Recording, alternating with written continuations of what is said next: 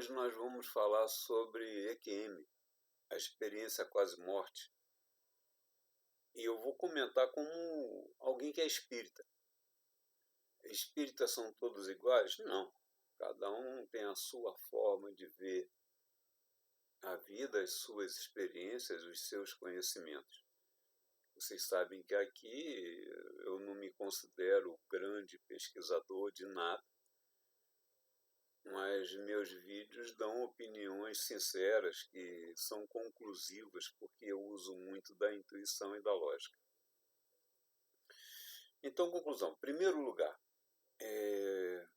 vamos botar o dedo na ferida do ateu ou daquele que diz que ninguém voltou da morte para falar como é que para dizer que não existe nada lá depois do outro lado. E esse pessoal, por prepotência, arrogância, teimosia, orgulho desmedido, tende a falar do que não procurou conhecer ou não quis ver que realmente existe uma informação contrária, que as pessoas voltaram da morte. Existem muitos relatos, centenas de relatos de EQM, que é quando a pessoa morre fisicamente, o tal do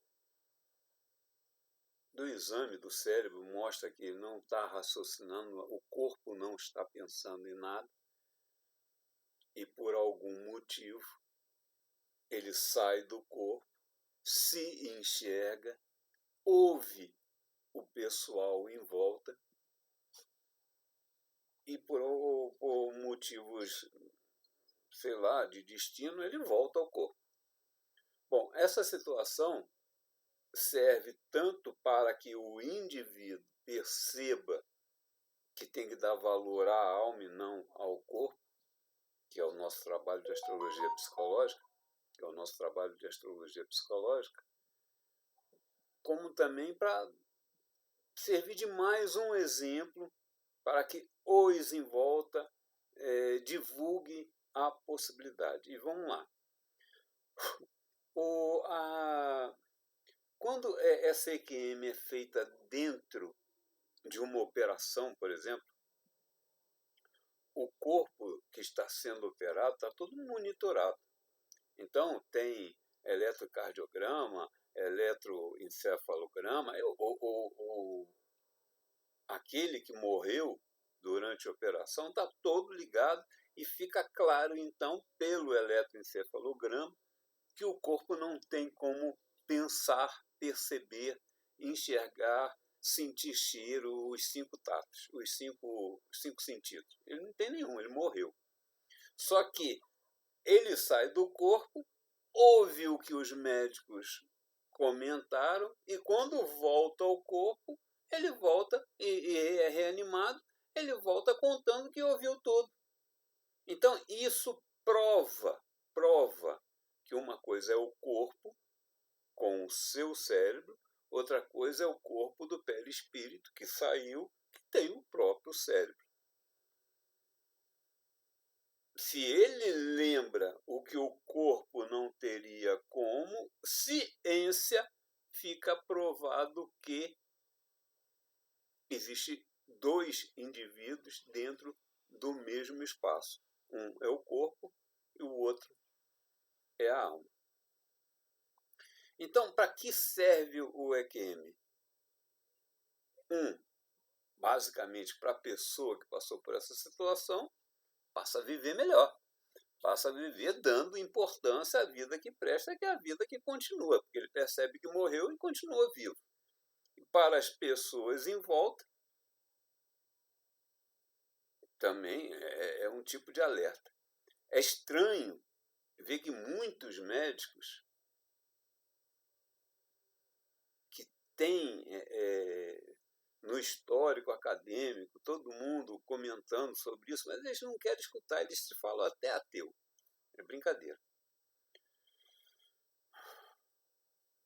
Veja só, a morte é uma situação complicada, principalmente para quem fica, ou para aquele que vai e fica preso ao ego. não vou comentar sobre a morte de quem vai, porque isso eu já falei em vários vídeos. Mas eu vou comentar um caso onde eu participei para mostrar o significado da morte.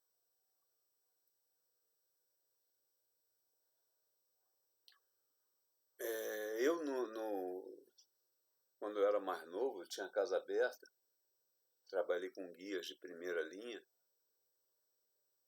e por algumas vezes a situação se repetiu, situação de morte. Alguém muito doente é trazido pela família para ser tratado pelo guia espiritual, que eu incorporava, e ele então pedia uma série de materiais que ele iria fazer um trabalho, entre aspas, para a saúde do moribundo, do doente. E, de fato, logo depois do trabalho feito, o doente ficava são. Aí o doente ficava são, todo mundo chegava no terreiro e falava obrigado, Pai José Vidogum, obrigado, guia não sei quem, obrigado, não sei que lá, não sei que lá. Mas logo depois o moribundo entrava em coma. Entrava em coma e dormia lá alguns dias. E quando retornava, ele reunia a família e falava, olha, morri. Estive com meus parentes que já se foram, estive com espíritos que me acalentaram, estive com espíritos que me informaram, eu estou tranquilo, vou morrer, estou me despedindo. Fiquem em paz, estou tranquilo. A família no início tomava um choque, mas quando ele de fato morria, a família não sofria tanto. Porque primeiro percebia que ele já tinha dito que estava bem encaminhado e elas passavam a acreditar na vida após a morte, o que também favorecia a vida deles. Eu, como o médium dessa história, passava a situação meio estranha, porque quando o trabalho... Porque ninguém quer morrer, ninguém quer que o parente morra. Está todo mundo lutando pela vida, porque o ego não quer morrer, o ego quer continuar vivo, a ponto dele continuar atrapalhando a pessoa depois da morte. Então, quando eles chegavam no terreiro e o guia pedia que eles gastassem um dinheiro tal para fazer, arrumar tempo, não sei o que, para fazer o trabalho não sei o que lá, e eles faziam todo esse sacrifício, e o sujeito ficava bom, em seguida eles vinham agradecer, mas quando o sujeito entrava em coma, eles vinham falar mal de mim. Eu não tenho nada com isso, eu sou o médio. Médio é intermédio, eu estou ali intermediando o que vem de cima para servir aos que estão na minha frente. Aí eu passava como embusteiro, eu passava com isso, eu passava como aquilo. Aí depois eu sabia da história porque alguém vinha me contar e, de fato, agradecer o trabalho realizado. Então, a morte, que o EQM passa, é destino? Certamente, porque não existem acidentes. Tudo é controlado. Ninguém morre e não tem um socorro do lado. Não existe história que, na hora da morte, não existia ali alguém já preparado para socorrê-lo, e se a pessoa não enxergou, foi porque a densidade dela estava ruim, mas bem ou mal foi encaminhada, às vezes até encaminhada para um umbral, para lá se depurar para poder subir. Então não existe acidente. Então a morte que o EQM faz é destino, é um alerta. É um alerta tanto para o indivíduo que passou pela situação, como para aqueles que enxergaram. Essa história do alerta, no passado, era comum ouvir na maçonaria que o homem, o vivo, não teria como interagir com o morto, porque as vontades do ego do vivo poderiam corromper em vontades a evolução do morto, da alma.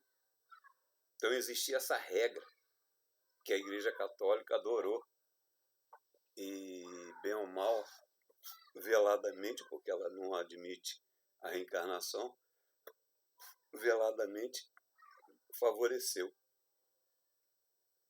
Mas no Brasil, que foi um país completamente diferente em termos mediúnicos,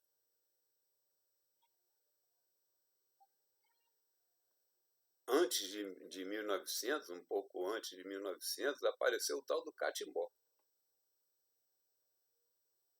O catimbó, uma pessoa que morria, mas era religiosa, era crente, era temente a Deus, era conhecidamente boa, passava 2 anos, voltava no médium para curar,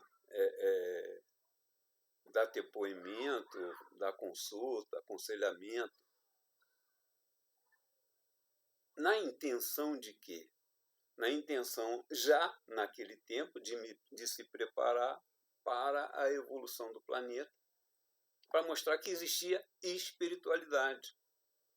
Porque o fulano de tal, que era conhecido naquela cidade, que era tudo meio pequeno ainda, 1800, não sei o quê, naquela cidade pequena, todo mundo conhecia o sujeito, ele voltava 2 anos depois e falava, eu sou o fulano de tal, que fiz isso, fiz aquilo, você é esse, você é aquele.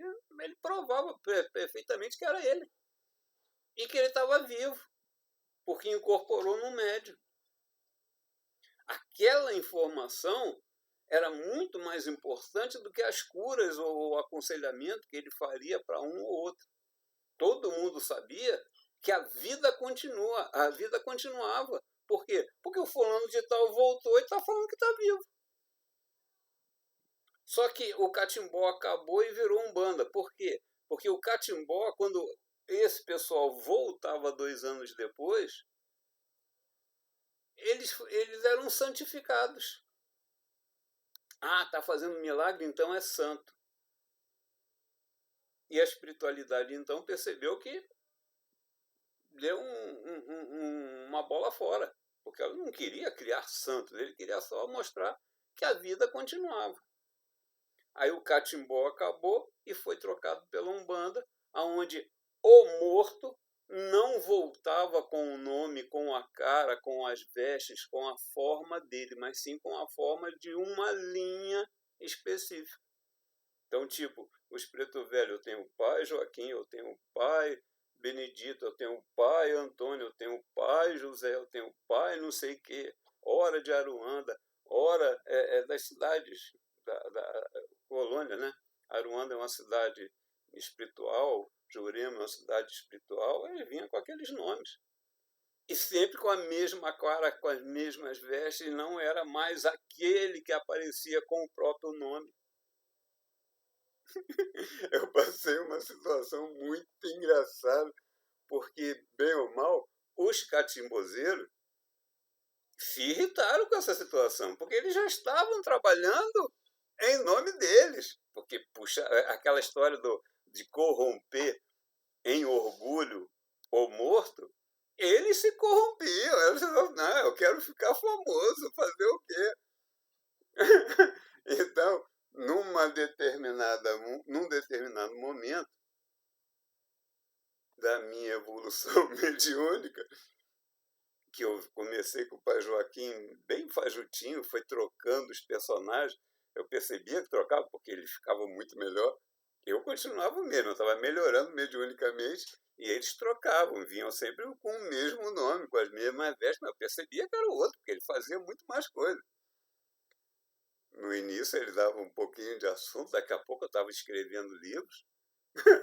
Aí quando estava lá no melhor, que era um sujeito altamente inteligente, era incrível, aquele cara era incrível. Aí ele virou para mim e falou assim, não, a partir do mês que vem eu vou embora, vai vir um outro aí para trabalhar contigo. Aí todo mundo se assustou com aquela situação.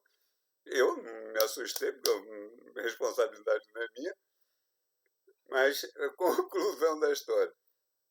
Veio um catimbozeiro, revoltado, quase me matou o sujeito. Revoltado. Por quê? Porque ele não podia mais falar o nome dele. Ele não podia falar o nome, ele tinha que falar um nome que mandaram ele falar. E ele falava, eu não sou velho, porque é preto velho, né? Eu não sou velho.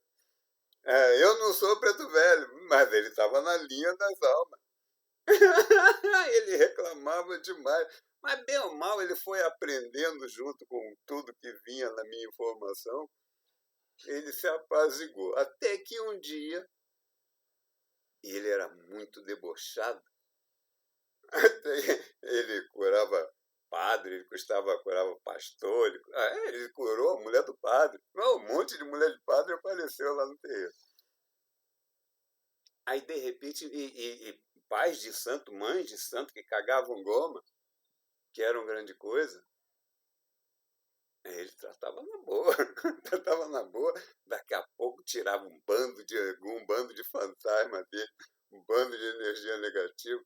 E numa dessas pessoas, que se cagavam a goma, sentou na frente dele, até que ele botou o chapéu dele na pessoa, e veio, então, Zé Malandrinho. Ai, Zé Malandrinho chegou revoltado. Chegou revoltado. Falava, eu não sou Exu. Ele falava assim, eu não sou Exu, eu sou Zé Malandrinho. Obrigavam a ele, Zé Malandrinho, que era do catimbó, um catimbozeiro, a vir trabalhar na linha de Exu. E não usar o nome dele. E ele, não, eu sou Zé Malandrinho, não sei o que, não sei o que lá. Aí, de repente, o pai Mané, que era o guia que estava comigo, que não é esse o nome dele, ele deu de rir. Ele deu de rir, até que eu percebi que ele não estava rindo do Zé Malandrinho, ele estava rindo dele mesmo, porque ele passou pela mesma situação. Aí ele ria e eu comecei a rir dele. Aí eram dois rindo no mesmo corpo. Olha, um absurdo, uma coisa mais besta do mundo. Não adianta eu contar mais a história. A graça é que, a vida continua. Zé Malandrinho existiu vivo. Pai Mané, que não é esse nome, existiu vivo. E eles continuam vivos. Se eles conseguiram uma hierarquia para trabalhar nas colônias, ou dentro do umbral com uma certa liderança, ou dentro do umbral como chefe de uma falange, não interessa. Interessa que eles estão vivos. E se eles estão vivos, nós estaremos também. Então, vamos dar uma resumida, que eu falei demais. Vamos dar uma resumida. EQM prova que o corpo que morreu em sala de cirurgia tinha o encefalograma medindo, apagou o cérebro e demorou 5, 10, 15 minutos para o cara voltar, ou 2 minutos, não interessa quantos minutos. Tudo que foi dito na sala de cirurgia, quando a alma volta ao corpo e relata, fica provado cientificamente que a vida continua. Porque o cérebro não funcionava e ele voltou contando tudo, porque o cérebro do perispírito tinha a memória. Legal, né? Então, manda aí pro ateu, manda aí pro coitado filho de Deus que ganhou por natureza no ego teimosia, prepotência, e fala que não acredita no homem. Vai morrer e vai para o umbral. Vai para o umbral para onde? Para uma terra onde ele vai se agarrar na terra, porque ele quer ficar preso à materialidade, porque ele não quer acreditar no espiritual.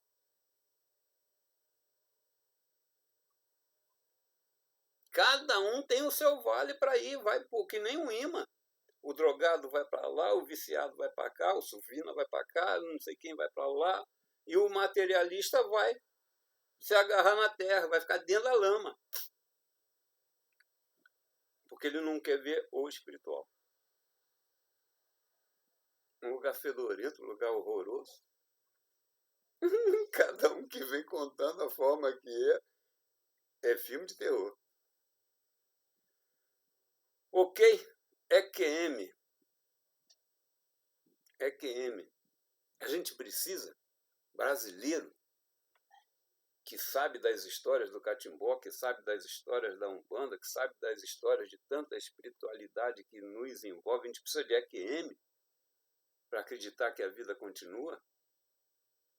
Acho que não. Vou falar mais uma situação. Muitos EQMs, o morto fala que entrou numa luz, que entrou não sei o quê, e viu Jesus. Não vou falar que ele está errado, que ele está certo, mas vou botar um dedo na ferida. Veja só. Embora Deus seja onipresente, e Jesus, sendo da Trindade, obviamente também o é, onipresente, está em qualquer lugar, de fato, eu não entendo por que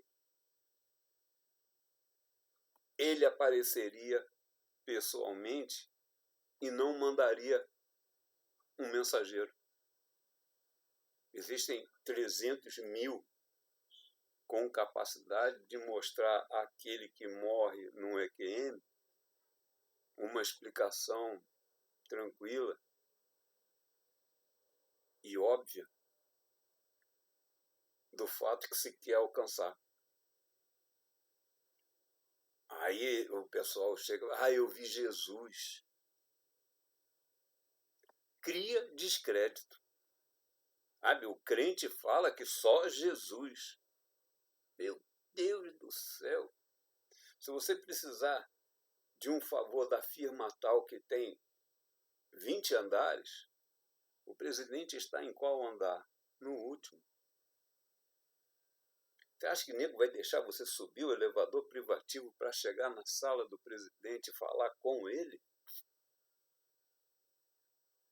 Ou você vai arrumar um jeitinho para ser socorrido pelo porteiro, que no caso é o povo de rua, para ser bem encaminhado, ou ele mesmo dar a solução, ou ele te mandar para o departamento tal, que é o que vai resolver o seu problema, que seria um dos axés. Sabe, falar que viu Jesus cria descrédito. Porque por mais que possa, porque ele é onipresente, não serviria à credibilidade. Sabe, eu morri, estou morto, saí do corpo. Porra, você acha que eu quero ver Jesus? Não, não quero ver Jesus, eu quero ver um parente meu, eu quero ver alguém que eu perceba que é um protetor. Eu quero ver alguém próximo, não alguém distante. Jesus está no 20º andar. Então desculpa aí falar que isso ou aquilo pode estar errado. Até que não, porque é onipresente. Mas não faz muito sentido. Então, aqui eu falei de morte, falei de vida eterna, para ver se vocês acordam para subjugar o ego. 2 corpos. Um corpo que tem um cérebro montado pelo mapa, cheio de manias, vontades, transtornos, conflitos, dificuldades sentimentais, dificuldades emocionais. E outro do perispírito, que continua vivo, inclusive em sonhos, também segue muitas vezes para muitos lugares, até lugares no umbral, que continuará vivo. Então se alerte para viver pela vida que vale, até porque nós estamos, já falei em vários outros vídeos, provavelmente na nossa última encarnação nessa Terra da forma como está, porque a Terra vai evoluir e aqui só vai ficar os evoluídos. O resto será denegrido para outros planetas, para continuar a evolução em outro lugar, porque não tem a capacidade de ficar aqui quando aqui a energia mudar. Ok? Gostou, dá o like, não gostou, joga pedra, compartilha, comenta, faz pergunta, fiquem à vontade. Abraço!